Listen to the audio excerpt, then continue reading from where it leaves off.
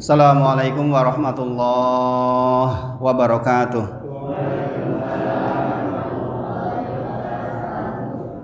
Alhamdulillahi haqqa hamdi nahmaduhu wa nasta'inuhu wa nastaghfiruh wa na'udzu billahi min syururi anfusina wa min sayyiati a'malina. May yahdihillahu fala mudilla lahu wa may yudlilhu fala hadiyalah. Asyhadu alla ilaha illallah wa asyhadu anna Muhammadan abduhu wa rasuluh. Allahumma sholli ala sayyidina Muhammad wa ala ali sayyidina Muhammad. Ya ayyuhalladzina amanu taqullaha haqqa tuqatih wa la tamutunna illa wa antum muslimun. Wahai sekalian orang-orang ingkang beriman, bertakwalah kepada Allah haqqa tuqatih, dengan sebenar-benarnya takwa, wa la tamutunna, dan jangan sekali-kali kita sedo illa kecuali wa antum, kita semua muslimun, sebagai seorang muslim. Subhanaka la ilma lana illa ma 'allamtana innaka antal alimul hakim. Rabbi shrah li sadri wa yassir li amri wahlul 'uqdatam min lisani yafqahu qawli. Amma ba'd.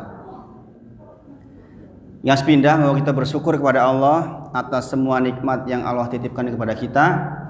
Kita memohon kepada Allah agar setiap nikmat yang dititipkan Allah kepada kita, Allah izinkan bisa menjadi wasilah kita semakin taat kepada Allah Subhanahu wa taala. Shalawat salam kita sampaikan kepada junjungan kita Nabi besar Muhammad sallallahu alaihi wasallam, dan kita mohon kepada Allah agar lisan kita, bibir kita selalu basah dengan banyak zikrullah, di antaranya adalah shalawat kepada Nabi Muhammad sallallahu alaihi wasallam. Yang dengan itu mudah-mudahan kita dipilih oleh Allah menjadi salah seorang hamba yang berhak mendapatkan syafaat di yaumil akhir kelak insyaallah taala. Bapak Ibu sedaya, insyaallah dalu punika kita memanfaatkan waktu sebaik mungkin, dan mudah-mudahan sebagaimana direncanakan oleh DKM Dewan Kemakmuran Masjid untuk mengadakan pembelajaran. Sekali lagi di sini kita tidak hanya ngaji saja tapi sekaligus belajar. Nggih. Maka kalau agak sedikit mungkin kaya sekolah niku nggih kita terima sareng-sareng nggih insyaallah. Dan seperti inilah insyaallah ngaji yang akan dapat ilmu atas izin Allah Subhanahu wa taala. Pada pertemuan ingkang kepungkur kita sampun bahas ngantos halaman 59. Nggih. Malam ini insya Allah kita akan ulang halaman 59, satu halaman ini. Mudah-mudahan saged dipahami, kemudian ilmunya dibawa pulang, kemudian kita memohon kepada Allah agar ilmu itu saged kita amalaken. Monggo yang belum pegang buku, kalau mau pegang buku lebih baik. Nggih. Karena kalau ngaji dengan buku insya Allah lebih masuk insya Allah. Okay.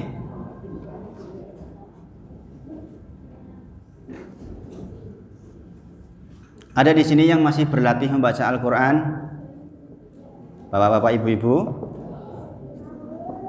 Sebaiknya ada program okay, untuk maos Quran, maos tulisan Arab, supados lebih mudah pembelajarannya insya Allah.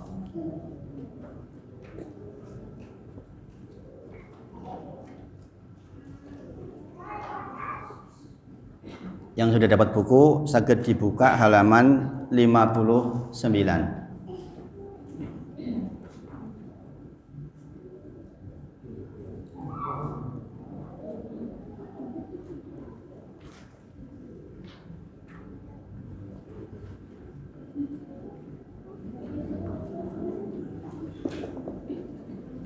Metode seperti ini itu yang dulu ketika saya belajar diajarkan oleh para guru dengan menghadap kitab, sehingga kita punya panduan di dalam belajar dan insya Allah mendapatkan kebaikan di atasnya. Halaman 59 sudah dibuka belum?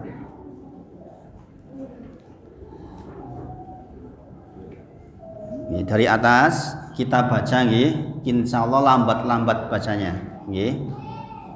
Fa idza qila laka, faida dan jika kilalaka ditanyakan kepada panjenengan ma apa al usulu salasah, 3 landasan pokok, alati yang yajibu wajib alal insan kepada setiap orang ma'rifatuha mengenalinya.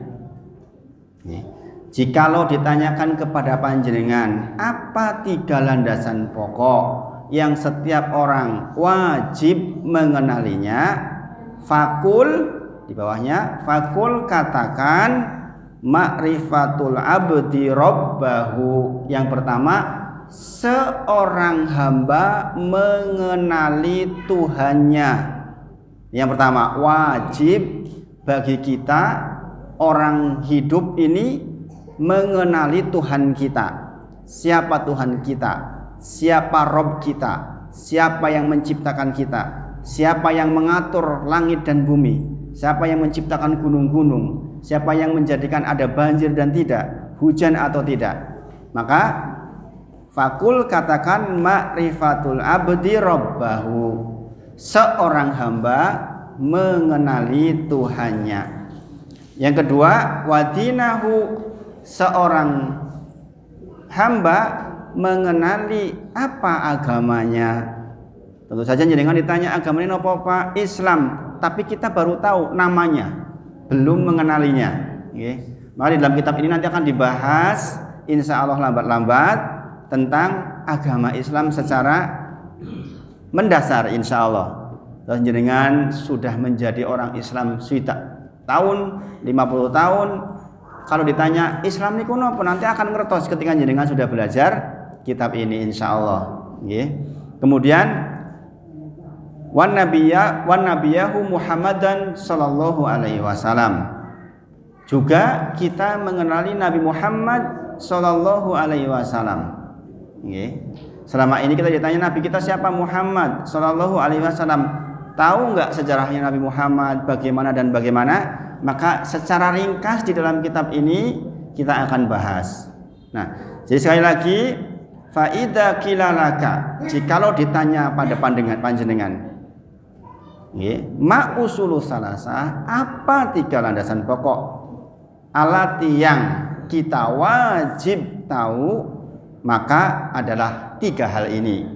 Setidaknya 3 ini jenengan harus paham, yaitu mengenali Allah, mengenali agama kita, mengenal Nabi Muhammad sallallahu alaihi wasallam. Sampai di sini jelas nggih Pak nggih, Bu? Apa yang akan kita bahas jelas nggih? Jadi jenengan ngaji kitab Ushul Salasah ini akan membahas 3 hal ini. Dan ketahuilah Bapak Ibu semuanya, sesungguhnya persoalan agami kita tuh nggak keluar dari 3 ini. Jenengan sinau agami Islam niku nggak akan keluar dari 3 pembahasan ini.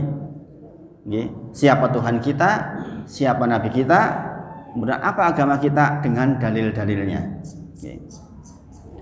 Bapak Ibu sedaya, kenapa ini menjadi penting?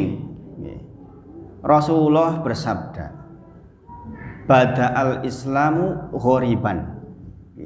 Riyin niku Islam ketika muncul niku ghoriban, aneh, dianggap aneh, dianggap asing. Nanti akan ada suatu masa di mana Islam kembali asing. Rasanya ndelok Islam niku aneh. Fatuba, dan sungguh beruntung pada waktu itu orang yang ghoriban, orang yang sedikit. Mengapa Islam kok dianggap aneh di masa yang akan datang, atau bahkan mungkin sekarang sudah? Saking tidak pahamnya orang tentang Islam itu sendiri, sehingga ketika ada syariat Islam itu kiopo toh, itu kok jilbabnya gede banget misalnya, atau seorang akhwat kok pakai jawrab, pakai kaos kaki misalnya, kok berlebihan misalnya, atau mungkin sebagian Fatimah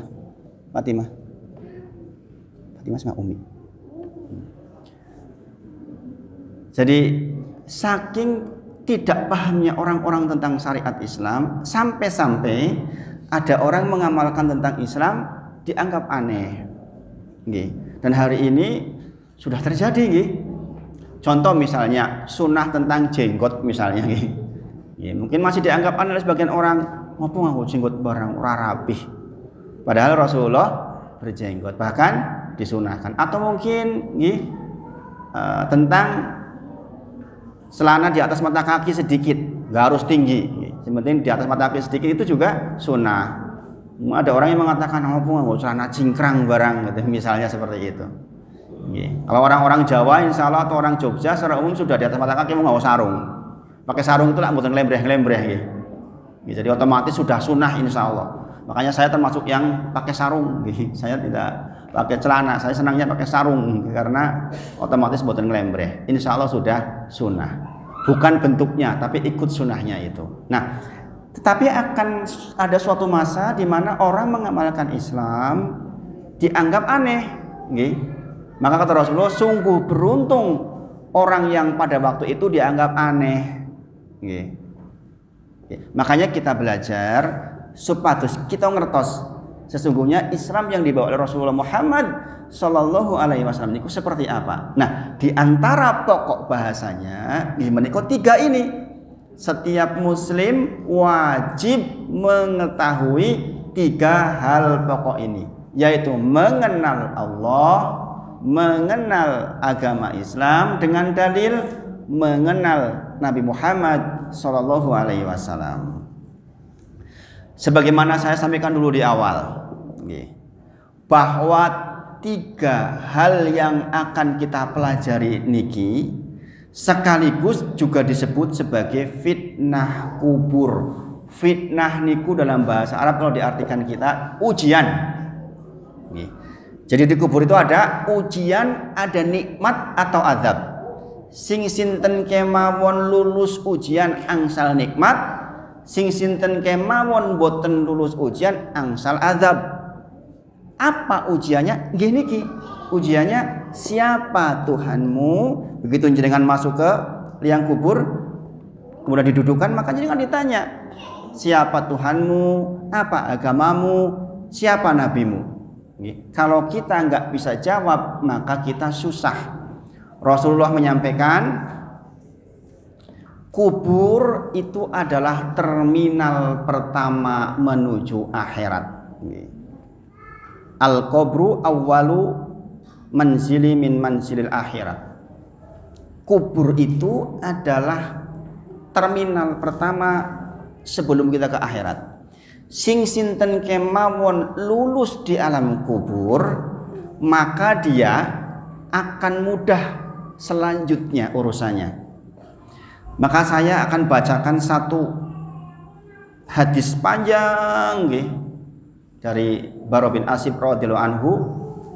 Malam ini insya Allah kita akan mengupas itu supaya dados pengingat buat kita semua. Terlebih kalau kita sudah umur 40 tahun, 50 tahun, hidup kita sudah sore Pak Bu. Kadang-kadang kita karena kesibukan dunia rasa-rasanya hidup masih 1000 tahun lagi, mboten Pak Bu. Dulu saya sampaikan akmaru ummati ma baina sitin ila sab'in. Umur umatku kata Nabi Muhammad SAW antara 60 sampai 70. Wa aqalluhum mayajuzu dalik. Sedikit yang dilebihkan dari angka itu. Berarti kalau kita 55 tahun, 58 tahun itu pun pun sonten, pun maghrib. Maka apa yang perlu kita lakukan? Persiapan. Nah, di antara persiapannya adalah nanti di alam kubur kita kalau bisa sukses. Khalifah kaum muslimin yang ketiga, Khulafaur Rasyidin yang ketiga, sinten? Utsman bin Affan radhiyallahu anhu. Jika melihat pekuburan, beliau itu orang yang dikenal pemalu, sampai malaikat saja malu sama dia. Saking orangnya pemalu, menjaga betul dirinya. Beliau kalau lewat pekuburan, dia bercucuran air mata menangis. Adakah di antara kita Bapak Ibu sedoyo yang kalau lewat kuburan kemudian menangis? Ini Utsman bin Affan yang dijamin masuk surga oleh Rasulullah. Ketika lewat pekuburan beliau menangis. Maka suatu ketika seorang sahabat bertanya, "Wahai Amirul Mukminin, mengapa engkau kalau membicarakan tentang surga dan neraka tidak menangis, tapi begitu engkau membicarakan tentang kubur engkau menangis?" Maka kemudian Utsman bin Affan menjawab, "Sesungguhnya aku pernah mendengar Rasulullah SAW bersabda." Sabdanya Rasulullah ini yang membuat beliau menangis. Kata Rasulullah, "Sesungguhnya liang kubur niku adalah awal perjalanan akhirat. Jenengan sudah nggak bisa beramal lagi, jenengan sudah nggak bisa bersedekah lagi, jenengan mungkin menyesali sekali kenapa dulu galak sama istri sama anak, mungkin jenengan pernah menyakiti tetangga, mungkin jenengan punya kewajiban belum selesai, hutang-hutang belum selesai, maka pada saat itu jenengan sesungguhnya sudah di terminal pertama menuju akhirat yang kita nggak bisa balik lagi, yang pada saat itu Allah kabarkan setiap orang ingin balik walau sebentar. Begitu jenengan meninggal, permintaan kita waktu itu, ya Allah, berikan ke saya waktu sebentar saja balik ke dunia. Untuk apa? Untuk beramal soleh, untuk ngaji seperti ini, bukan untuk nonton, bukan untuk bal-balan yang boleh, gitu. Tetapi yang diminta oleh penduduk yang sudah meninggal adalah ingin beramal soleh. Bahkan mereka berjanji kepada Allah, seandainya saya balik lagi ke dunia, maka saya hanya akan beramal soleh saja, nggak yang lain. Kita masih sekarang hidup di dunia ini, nggak perlu minta sama Allah. Kita masih ada nafas, kita masih bisa duduk seperti ini, Masya Allah. Kemudian, sesungguhnya liang kubur adalah awal perjalanan akhirat. Jika seseorang, kata Rasulullah gini, jika seseorang selamat dari ujian yang pertama ini, maka yang berikutnya lebih mudah. Namun jika ia tidak selamat, tidak bisa menjawab pertanyaan kubur, sesungguhnya yang berikutnya akan menjadi sangat-sangat berat. Sekali lagi, apa 3 landasan pokok kita tadi? Mengenal Allah, mengenal agama, mengenal Nabi. Dan inilah pertanyaan kubur kita. Mungkin jenengan berpikir, lah gampang jawabku yang ngono kuwi. Siapa Tuhanmu? Allah. Siapa nabimu? Nabi Muhammad sallallahu alaihi wasallam. Apa agamamu? Islam. Sekarang kita bisa menjawab. Mungkin jenengan berpikir, wis 60 tahun wis meh-meh tak apalke wae besok jawabnya gampang. Jawab di kubur bukan dengan hafalan, Bapak Ibu sedaya. Jawabnya dengan iman. Dulu saya sampaikan nggih, seseorang bisa beriman kalau didahului dengan ilmu. Dan hari ini, malam hari ini DKM memfasilitasi kita semua. Semoga Allah jaga DKM, jaga pengurus-pengurus masjid ini agar terus bisa mendapatkan rahmat dari Allah Subhanahu wa taala, termasuk juga seluruh jamaah.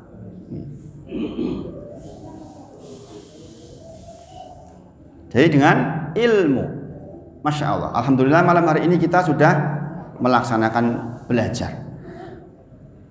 Bagaimanakah perjalanan seseorang jika ia telah masuk di alam kubur?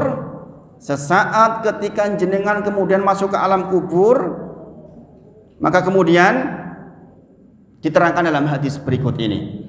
Sekali lagi mudah-mudahan ini bisa menjadi pengingat, bisa dibawa pulang dan bisa kita jadikan peringatan buat kita. Suatu hari kami mengantarkan jenazah salah seorang sahabat Nabi Muhammad sallallahu alaihi wasallam. Suatu hari kami mengantar jenazah salah seorang sahabat dari Nabi Muhammad sallallahu alaihi wasallam, sebagaimana kita lakukan, Pak Bu. Kita kadang-kadang mengantar jenazah, kita mensolatkan dapat 1 qiraat, kemudian kalau diantar dapat 2 qiraat. Maka kalau bisa ada waktu jenengan layat, solati, ikut mengantar ke kuburan.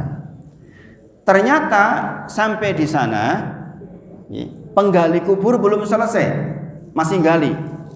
Jenazah sudah datang tetapi masih gali. Rasulullah pun ikut datang waktu itu.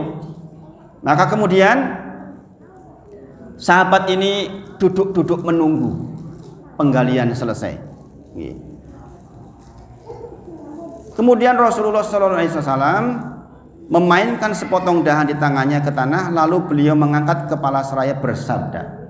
Apa sabdanya? Beliau bersabda, mohonlah perlindungan kepada Allah dari azab kubur 3 kali. Jadi ingat Pak, kalau jenengan ke kubur mengantar jenazah, ingat-ingatlah Rasulullah pernah menyampaikan ini. Mohon perlindungan kepada Allah dari azab kubur. Ini yang bikin Utsman bin Affan radhiyallahu anhu menangis. Karena beliau mengatakan, saya memang sudah dijamin masuk surga. Tapi adakah di antara kalian pernah mendengar Rasulullah bersabda bahwa Utsman bin Affan pasti selamat di alam kubur? Enggak ada. Meskipun tentu saja Utsman bin Affan selamat di alam kubur. Saking itibanya sahabat, nek ra krungu dhewe saka Rasulullah niku kurang yakin, masih takut. Bayangkan Pak Bu, orang yang dijamin masuk surga saja masih menangis lewat ke kuburan karena merasa enggak dijamin oleh Rasulullah. Tidak ada informasi dari Rasulullah tentang selamatnya di dalam kubur. Masya Allah, betapa lembutnya hatinya Utsman bin Affan radhiyallahu anhu. Beliau ulangi ini 3 kali. Mintalah perlindungan kepada Allah dari siksa kubur. Maka kita pun melakukan hal yang sama. Kalau jenengan di kubur dekat, ya Allah, saya mohon perlindungan kepada Engkau dari azab kubur. Di ujung at-tahiyat salat kita juga kita minta perlindungan dari azab kubur. Hafal nggih doanya nggih? Ada 4 permintaan di ujung kita salat di dalam at-tahiyat. Nanti dipelajari nggih. Kemudian beliau sallallahu alaihi wasallam bersabda, seandainya seorang yang beriman sudah tidak lagi menginginkan dunia dan telah mengharapkan akhirat, maksudnya ngaten. Orang beriman itu di masa akhir hayatnya insya Allah termasuk orang yang sudah selesai urusan dunianya. Sementara orang-orang yang tidak beriman dikabarkan nanti di bawah bahwa mereka orang yang masih sangat cinta dunia. Ingin dunia, belum ingin mati, tiba-tiba disuruh mati. Kalau orang mukmin insya Allah pada saatnya nanti dengan dipanggil memang sudah legowo. Iya, saya memang sudah waktunya, insya Allah. Dengan yang hadir malam hari ini mudah-mudahan yang demikian. Turunlah dari langit para malaikat yang bermuka cerah secerah sinar matahari. Nanti akan turun kepada kita malaikat dengan cahaya seperti cahaya matahari. Jadi dengan nanti sudah tahu Pak Bu, kalau jenengan mau meninggal seperti ini keadaannya orang-orang yang beriman. Mereka membawa kain kafan dan wewangian dari sorga, lalu duduk di sekeliling mukmin tersebut sejauh mata memandang. Sejauh mata memandang penuh malaikat yang membawa kain kafan dari sorga dan wewangian dari sorga menunggu. Setelah itu turunlah malaikat pencabut nyawa dari arah kepalanya. Malaikat pencabut nyawa itu berkata, ini yang ingin kita dengar besok, ini yang namanya husnul khotimah. Wahai nyawa yang mulia, keluarlah engkau untuk menjemput ampunan Allah dan keridhoannya. Ini yang ingin kita dengar Pak Bu. Kita berharap betul ketika nanti pencabut nyawa datang ke kita, kata-katanya adalah wahai nyawa yang baik, keluarlah untuk menghadap kepada ampunan Allah dan keridhoannya. Masya Allah. Maka nyawa itu pun dengan mudahnya keluar dari tubuh mukmin tersebut seperti lancarnya air yang mengalir dari mulut sebuah kendil, gampang medale, boten aurat. Makanya jenengan kalau perhatikan orang-orang yang sakaratul maut, jenengan pandu dengan la ilaha illallah ditalkin agar dimudahkan oleh Allah di dalam proses sakaratul maut itu. Lalu nyawa tersebut diambil oleh malaikat pencabut nyawa, dan dalam sekejap mata diserahkan kepada malaikat yang tadi nungguin sejauh mata memandang, yang membawa kafan dan wewangian. Kemudian nyawa itu dibungkus dengan kain kafan dari surga dan diberi wewangian darinya pula, hingga terciumlah bau harum seharum wewangian yang paling harum di muka bumi. Mungkin ada sebagian yang pernah mengalami sebuah kejadian yang menakjubkan, kemudian tiba-tiba ada wewangian yang teramat sangat, bisa jadi itulah pertolongan dari Allah. Wangi yang teramat sangat wangi. Kemudian nyawa yang telah dikafani itu diangkat ke langit. Setiap melewati sekelompok malaikat, maka para malaikat bertanya, nyawa siapakah yang amat mulia ini? Masya Allah. Pertanyaannya, niki sinten niki, nyawane sinten sing sangat mulia niki? Kemudian dijawab para malaikat yang mengawalnya menjawab, ini adalah Fulan bin Fulan, disebutkan dengan nama terbaiknya di dunia. Misalnya Pak Wahid, gitu. Sesampainya di langit dunia, kita tahu langit ada berlapis-lapis, nanti kita akan bahas. Maka mereka minta izin untuk memasukinya, lalu diizinkan. Maka seluruh malaikat yang ada di langit itu ikut mengantarkannya menuju langit berikutnya. Nyawa itu diiringi malaikat sampai ke langit berikutnya, terus begitu sampai langit ke-7. Setelah langit ke-7, kemudian di sanalah Allah berfirman.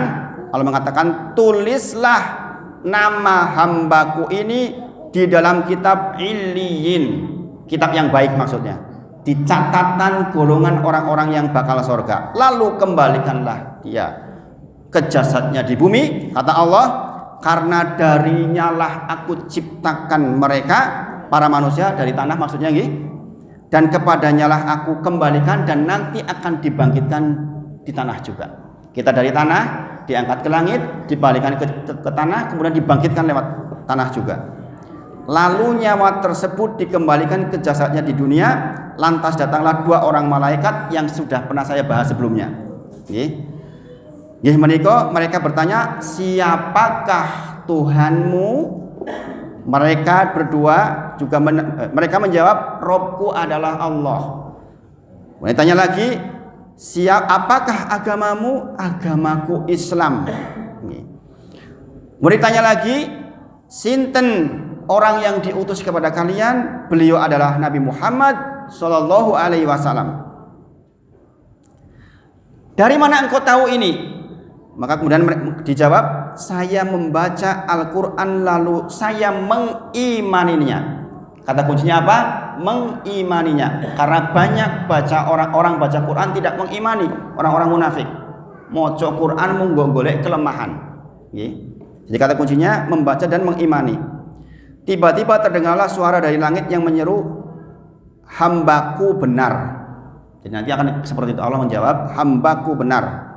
Maka hamparkanlah surga baginya, belilah dia pakaian darinya, lalu bukakanlah pintu ke arahnya. Maka bagi orang yang mukmin, kuburan adalah taman di antara taman-taman surga, karena sudah dibukakan surga sesungguhnya ke dia, baunya sudah sampai. Saat itu datanglah seorang pemuda yang asing, yang kemudian posisinya sangat tampan, keadaannya sangat tampan, dengan pakaian yang sangat indah dan berbau harum sekali, seraya berkata, bergembiralah, inilah hari yang telah dijanjikan dulu bagimu. Mukmin tadi bertanya, siapakah engkau? Wajahmu menandakan kebaikan. Maka kemudian dijawab oleh orang ini, aku adalah amal solehmu. Sedekah kita, sholat kita, tahajud kita, perbuatan baik kita dengan tetangga, dan kebaikan-kebaikan yang lain, perbuatan baik kita dengan istri kita, dengan anak kita, seluruh perbuatan baik kemudian mewujud menjadi seorang yang sangat tampan. Si mukmin tadi pun berkata, wahai Robku, segerakanlah datangnya hari kiamat, karena aku ingin bertemu dengan keluarga dan hartaku. Harta yang mana? Harta yang diinfakkan di jalan Allah Subhanahu wa taala. Adapun orang-orang kafir, Di saat dia dalam keadaan tidak mengharapkan akhirat dan masih menginginkannya. Di saat orang-orang kafir itu masih sangat ingin di dunia, tidak menginginkan kematian, tiba-tiba turunlah dari langit malaikat yang bermuka hitam sambil membawa kain mori kasar, lalu mereka duduk di sekelilingnya. Saat itu turunlah malaikat pencabut nyawa dan duduk di arah kepalanya seraya berkata, wahai nyawa yang hina, keluarlah dan jemputlah kemurkaan dan kemarahan Allah. Maka nyawa orang kafir tadi berlarian di sekujur tubuhnya, lari dari ujung kepala ke kaki ke tangan, ujung terus berlari-lari. Kemudian maka malaikat pencabut nyawa tadi mencabut nyawa tersebut dengan paksa, sebagaimana seseorang yang menarik besi beruji yang menempel di kapas basah. Sakitnya luar biasa. Begitu nyawa tersebut sudah berada di tangan malaikat pencabut nyawa, sekejap mata diambil oleh para malaikat bermuka hitam yang ada di sekelilingnya, lalu nyawa tadi segera dibungkus dengan kain mori yang kasar. Tiba-tiba terciumlah bau busuk sebusuk bangkai yang paling busuk di muka bumi. Lalu nyawa tadi dibawa ke langit.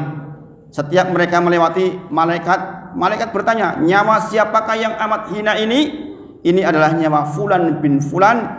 Jawab mereka dengan namanya yang paling buruk ketika di dunia.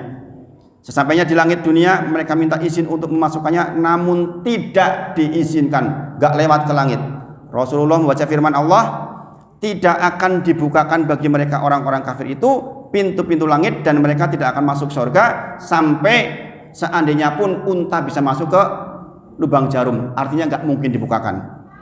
Saat itu Allah berfirman, tulislah namanya di dalam sijin, bukan di illiyin tapi di sijin, di bawah bumi. Kemudian nyawa itu dicampakkan dengan hina. Rasulullah SAW membacakan firman Allah Ta'ala, barang siapa yang mempersekutukan Allah dengan sesuatu, maka dia seolah-olah jatuh dari langit lalu disambar oleh burung dan diterbangkan ke tempat yang sangat jauh. Surah Al-Hajj ayat ke-31. Kemudian nyawa tadi dikembalikan ke jasadnya hingga datanglah dua orang malaikat yang mendudukkan seraya bertanya, siapa Tuhanmu? Mereka menjawab, aku tidak tahu. Kemudian ditanya lagi, apakah agamamu? Dijawab lagi, aku tidak tahu. La adri. La adri dalam bahasa Arabnya. Mereka berdua bertanya lagi, siapakah orang yang telah diutus untuk kalian?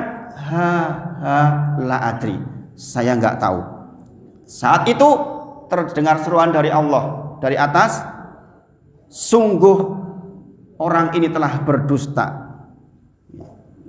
Maka hamparkanlah kepada dia hamparan dari neraka dan bukakanlah pintu neraka baginya. Bagi orang yang kafir, kubur sudah dibukakan pintu neraka. Maka hawa panas dan bau busuk neraka pun tertiup ke dalam kuburannya, lalu kuburannya dipres oleh Allah hingga tulang belulangnya pecah dan menancap satu sama lainnya. Tiba-tiba datanglah seseorang yang bermuka amat buruk, memakai pakaian kotor dan berbau sangat busuk, seraya berkata, aku datang membawa kabar buruk untukmu. Hari ini adalah hari yang telah dijanjikan bagimu. Orang kafir itu seraya bertanya, siapakah engkau? Wajahmu menandakan kesialan. Aku adalah dosa-dosamu. Bapak Ibu semuanya, ini hadis yang sangat panjang, yang di dalam bab akidah wajib kita ketahui. Karena demikianlah keadaan yang suka tidak suka kita akan alami, setiap kita, siapapun kita. Maka tadi dikatakan di atas, apa 3 landasan pokok yang setiap kita mesti ngertos? Yang pertama siapa? Apa? Seorang hamba mengenali Robnya, mengenali agamanya, mengenali nabinya. Dan pada waktu itu sekali lagi tidak dijawab dengan hafalan, tapi dijawab dengan iman. Maka dengan kita belajar seperti ini Pak Bu, tujuannya supaya selalu ada di benak kita Allah, Nabi Muhammad SAW, Allah Subhanahu wa Ta'ala, kemudian Islam dengan pengetahuannya selalu hadir di benak ini. Yang dengan itu kita mendapatkan keimanan, yang dengan iman itu kita selamat di pertanyaan yang bahkan Utsman bin Affan radhiyallahu anhu saja menangis jikalau mengingat itu. Sampai di sini saged dipahami nggih Pak Bu? Saged nggih insyaallah nggih? Ada sesuatu yang bisa dibayangkan nggih? Ya insyaallah. Nah, izin minum dulu nggih. Monggo diunjuk sedaya.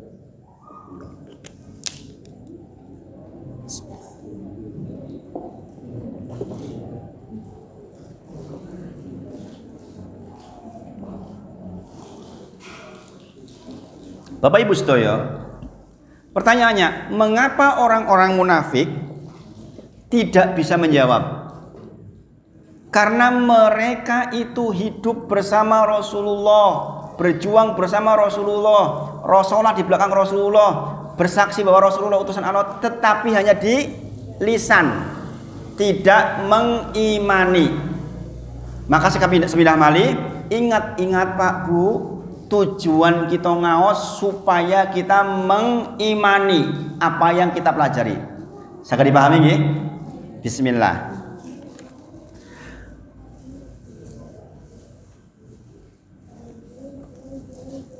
Kalau ditanyakan kepada orang-orang non-muslim, apa agamanya orang Islam? Islam. Siapa Nabi Muhammad? Siapa Tuhan orang Islam? Allah. Tahu nggak? Tahu nggih? Mereka juga tahu. Bahkan mereka sudah biasa mengucapkan subhanallah, innalillahi, astagfirullah, nggih mboten? Nggih. Tapi nanti di kuburan mereka hilang semua. Jawabannya apa? La adri. Saya nggak ngerti. Saya dulu pernah dengar dan saya mengatakan itu, tapi sekarang nggak ingat sama sekali. Karena mereka tahu tetapi tidak mengimani. Gitu. Kita kembali ke kitabnya, nggih. Kita mulai yang bulan lalu sudah saya singgung, di baris yang setelah tanda pisah nih, nggih. Al aslul awwalu, usul yang pertama, pokok yang pertama. Tadi ada 3 pokok, nggih. Ini pokok yang pertama, yaitu apa? Ma'rifatu Rabbi. Kita akan belajar mengenali Allah Subhanahu wa Ta'ala dengan pembahasan yang sesederhana mungkin. Ini nggak mendetil, untuk detailnya ada kitab khusus. Tetapi kalau kita sudah tahu ini, insya Allah sudah membantu kita untuk tahu siapa toh Allah itu. Nggih. Jadi yang pertama, al-aslul awwalu, pokok yang pertama yang wajib kita tahu adalah ma'rifatur Rabbi, yaitu kita mengenali Allah, mengenali Tuhan kita. Fa'idha kilalaka, jikalau ditanyakan kepada panjenengan, man robuka, siapa Tuhanmu, fakul, katakan Rabbi Allah, Rob saya adalah Allah. Siapa Allah? Alladzi, dialah Allah yang Rabbani, dialah Allah yang mentarbiyahku, yang menjadikan saya dulu nggak ada jadi ada, membesarkan, dapat orang tua, dapat air susu, diberi air susu ibu, kemudian tumbuh dewasa sampai kita jadi orang tua lagi, kita melihat orang tua kita meninggal, kita punya anak lagi, kemudian dikasih rezeki, difasilitasi dengan berbagai macam di sekitar kita, ditundukkanlah bintang-bintang buat kita, bulan-bulan buat kita, ditundukkan bahtera lautan untuk kita, ditundukkan unta untuk kita, kerbau manut sama kita, sapi manut sama kita, kambing manut sama kita. Dulu saya sampaikan, seandainya sapi nggak ditundukkan sama kita, coba nuntun sapi, sapinya nggak tunduk sama kita, disepak kita meninggal, ya nggak? Kita lebih kecil. Tapi karena Allah alladzi Rabbani, Allah itu telah mentarbiyah kita, maka disediakan fasilitas-fasilitas yang penuh agar kita bisa menjalankan kehidupan ini dengan normal. Maka bersyukur, Masya Allah, Masya Allah. Kita sediakan cahaya, lampu seperti ini agar mata bisa melihat. Gelap gulita kita nggak bisa melihat walaupun kita punya mata. Gini apa nggih? Coba jenengan bangun di malam hari, jenengan kemudian bangun, lampu semua dimatikan, mata ditutup, jenengan ke kamar mandi, sampai nggak kira-kira? Kalaupun sampai natap-natap, gini apa nggih? Bayangkan kalau kemudian Allah cabut tuh nikmat itu, setengah jam saja dicabut. Bagaimana rasanya? Bayangkan kalau Allah bukan Robbani, tidak mentarbiah kita. Dialah Allah yang kita sembah itu yang telah mentarbiah kita. Bayangkan kalau nafas kita di stop 1 menit saja. Kemarin waktu corona rebutan oksigen. Orang saling bertengkar rebutan oksigen. Ini gratis. Setiap hari kita dikasih oleh Allah. Itu Rob kita. Itulah zat yang kita sembah. Pantas enggak disembah? Pantas enggak jangan ditanya, siapa Tuhanmu? Dialah Allah. Alladzi Robbani. Dialah Allah yang telah mentarbiah. Mentarbiah itu maksudnya mengurus segala sesuatunya. Makanya enggak ada ruang Pak Bu untuk tidak ingat kepada Allah. Beruntung orang yang terus zikrullah, lisannya zikrullah, ingat kepada Allah, hatinya ingat kepada Allah. Kemudian dibaca selanjutnya lagi, warabbi jami'al alamin. Dan dialah Allah telah mentarbiah seluruh alam semesta ini bini'amihi, dengan nikmat-nikmatnya. Ini bulan lalu sudah saya bahas ya. Kemudian wahwa ma'budi laisa li ma'budun siwahu. Dialah sesembahanku dan saya tidak memiliki sesembahan selain Dia. Nah, kita akan bahas tentang wahwa ma'budi laisali ma'budun siwahu, karena yang pertama sudah dibahas bulan lalu. Terus ingat nggih? Tentang Robbani nggih, sudah dibahas bulan lalu. Maka kita masuk ke wahwa ma'budi laisali ma'budun siwahu. Dia adalah sesembahanku, aku tidak memiliki sembahan selain Dia. Bapak Ibu sedaya, tauhid atau mengesahkan Allah itu para ulama menyebut diantaranya adalah ada tauhid ar-rububiyah, yaitu meyakini bahwa Allah lah yang menciptakan, memiliki, menguasai dan mengatur alam semesta. Ingat ya Pak, ini tauhid yang pertama, yaitu tauhid di mana kita mengakui Allah itu yang menciptakan kita, yang memiliki kita, yang menguasai kita, dan yang mengatur seluruh kehidupan kita. Kita esahkan Allah di dalam hal itu. Nggak ada yang ikut-ikutan menciptakan kita, nggak ada yang ikut-ikutan mengatur hidup kita, nggak ada yang ikut-ikutan memiliki kita. Dia saja, Allah saja. Maka karena kita sudah mengakui itu, konsekuensinya kita bertauhid secara uluhiyah, yaitu kita mengesahkan Allah di dalam peribadahan. Sangat dipahami nggih? Nanti kita di belakang akan belajar tentang jenis-jenis ibadah. Bahwa ibadah itu hanya untuk Allah, di antaranya ad-doa. Doa adalah ibadah paling agung. Maka enggak boleh doa itu diserahkan kepada selain Allah. Itu namanya tauhid uluhiyah. Salat kita hanya untuk Allah, tidak diberikan kepada selain Allah. Bisa dipahami nggih? Rasa takut kita jangan diberikan kepada selain Allah, takutnya hanya kepada Allah. Bisa dipahami? Ini saya nukil dulu di bagian belakang, nanti penjelasannya. Tawakal kita, tawakal itu ibadah Pak Bu. Tawakal kita hanya kepada Allah. Mahfum Pak Bu, hidup di dunia itu dengan berjuta-juta masalah. Enggak ada orang yang tanpa masalah. Tapi tawakal kita kepada Allah Subhanahu wa taala. Kemudian kalau kita punya masalah, inabah kita, kembalinya kita kepada siapa? Hanya kepada Allah. Sekali lagi, karena kita mengakui at-tauhid rububiyah, di mana kita mengakui Dialah Allah yang menciptakan kita, menjadikan kita dari yang tidak ada menjadi ada, kemudian menguasai kita. Kuku kita milik Allah. Bulan lalu saya sampaikan, hei kuku jangan tumbuh, nggak bisa kan? Gini bang, rambut ben saya nggak repot motong-motong, rasa tumbuh toh. Karena bukan milik kita, kita nggak bisa apa-apa. Allah yang atur. Karena kita tahu semua itu, maka kita beribadah hanya kepada Allah, tidak kepada selain Allah. Jangan sampai kita berdoa kepada Allah di waktu yang bersamaan kita juga meminta kepada selain Allah. Ini maksudnya bertauhid itu. Sudah ke Allah saja, takutnya ke Allah saja. Pak, takut sama macan boleh enggak? Itu namanya takut tobi'i. Takut yang dibolehkan. Takut ketinggian boleh enggak? Boleh, takut tobi'i. Yang dimaksud takut di sini takut ibadah, takut yang mengagungkan. Contoh, nek saya enggak masang sesaji di sini, maka nanti penunggunya ngamuk. Nek saya enggak pasang sesaji di sini, nanti roboh rumahnya. Ini enggak boleh.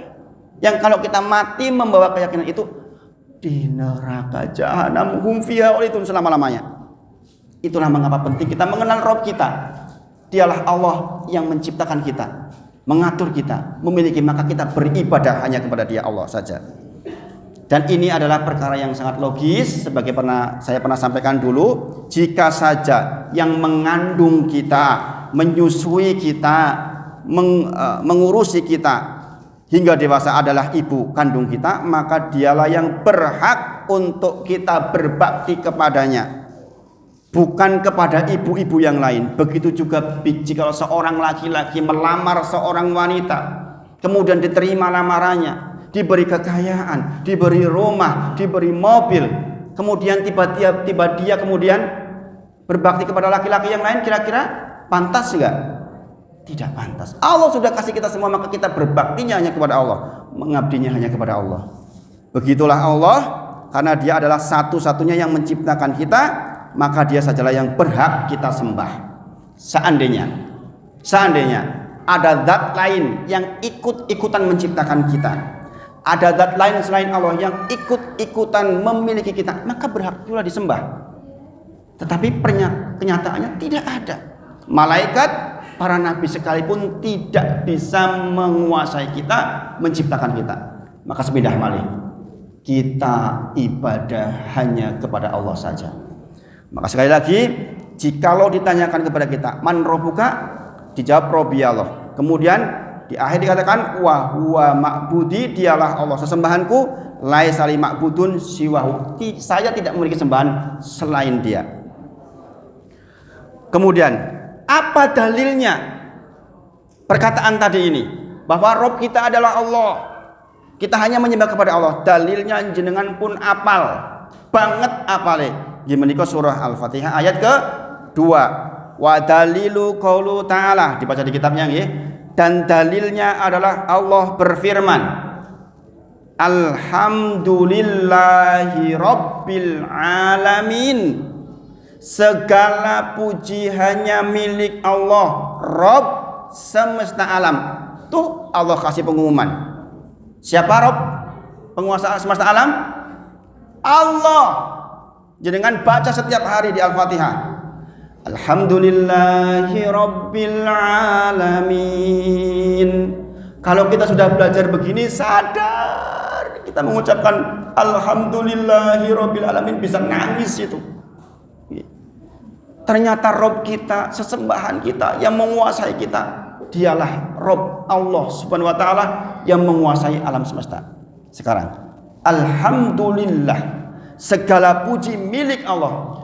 Berarti yang mutlak memiliki pujian siapa? Allah. Pantas enggak kita ikut-ikutan dipuji? Enggak. Maka jangan pernah klaim, oh anakku pinter kan goro-goro aku, rajin membiayai di sekolah yang mahal, saya antar dia, saya bantu dia. Saya Bu, jenengan putra nerenging siji nggih, masya Allah, alhamdulillah, saya tuh dimampukan oleh Allah untuk membantu anak saya jadi ring satu, bukan karena saya. Itu mentauhidkan. Sekali jenengan mengatakan saya yang patut dipuji, jatuh jenengan di sisi Allah. Maka kita mengucapkan alhamdulillah, segala puji lillah, itu miliknya, lillah, milik Allah. Adapun kita mendapatkan pujian karena kita dimampukan oleh Allah melakukan sesuatu. Delalai suaranya apik banget, masya Allah, ngimami suaranya apik banget misalnya. Itu lillah, Allah takdirkan, masya Allah. Kebetulan jenengan sangat cantik misalnya, jangan kemudian mengatakan, ini kan cantik nih saya, punya orang ayu aku ayu. Na'udzubillah. Lillah, segala pujian milik Allah. Ini dalil bahwa Rabb kita adalah Allah dan dialah penguasa alam semesta. Sebagaimana telah dijelaskan oleh penulis bahwa penguasa alam semesta ini adalah Allah Subhanahu wa taala. Ini sudah jam 9. Insya Allah ini yang disampaikan pada malam hari ini. Untuk pertemuan depan kita akan membahas tentang faida kilalaka. Jikalau ditanyakan kepada panjenengan, bima araf tarobak, dengan apa kau mengenali Tuhanmu? Tadi kan mau ditanya kita, siapa Tuhanmu? Allah. Dialah Allah yang begini. Nanti bulan depan kita akan belajar dengan apa kau mengenali Tuhanmu? Dengan apa? Sehingga kita mengenali Tuhan kita. Kita akan bahas di pertemuan ke depan, insyaallah taala. Kita menyesuaikan waktunya sudah jam 9. Mudah-mudahan yang disampaikan pada malam hari ini bermanfaat dan bisa dijadikan ilmu. Dan kita mohon kepada Allah agar diteteskan di dalam hati kita, kemudian bisa menjadi amal di dalam kehidupan kita sehari-hari dan menjadi salah satu amal yang kita bisa bawa pulang menghadap Allah Subhanahu wa taala. Karena sesungguhnya ngaji seperti ini adalah bagian yang sangat dicintai oleh Allah. Jadi ngajinya jenengan, duduk jenengan, mendengarkan seperti ini sudah bagian yang sangat dicintai oleh Allah insyaallah taala. Demikian yang disampaikan malam hari ini. Saya kembalikan kepada pembawa acara. Wa akhiru da'wana alhamdulillahirabbil alamin. Assalamualaikum warahmatullahi wabarakatuh.